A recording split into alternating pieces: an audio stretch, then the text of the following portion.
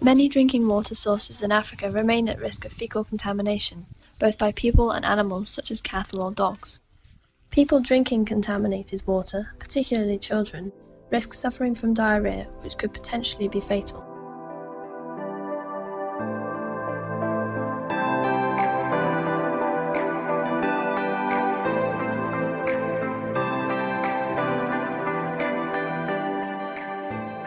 In many rural areas, the laboratory, human, and financial resources simply do not exist to carry out microbiological testing of water sources regularly.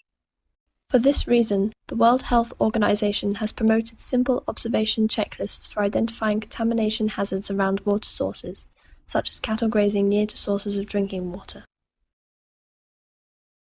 These checklists can be used even when microbiological testing of water is not possible. Once a hazard is identified, steps can then be taken to repair the source and tackle these hazards, such as fencing off the area to prevent livestock from entering.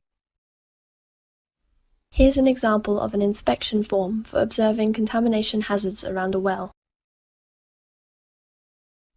In this example, there is a latrine in the vicinity of the water source. In the observation checklist, the researchers are asked to estimate how far the latrine is from the water source.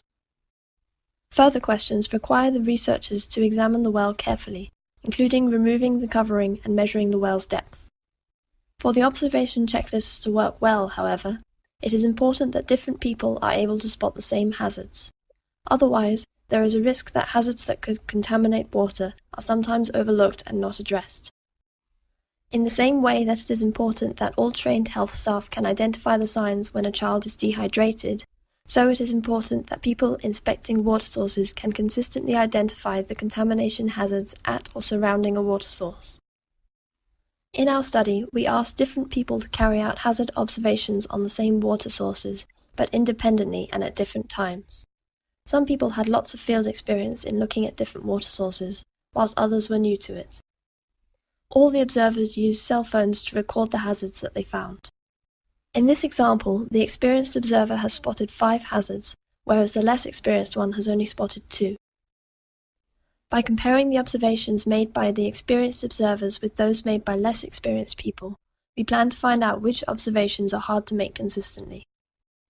We should then be able to make recommendations about how best to train people to carry out hazard observations, whilst at the same time improving existing observation checklists. By doing this, we hope to support efforts to make water sources safer, including in places that may be very remote and where water quality testing is not possible because of limited resources.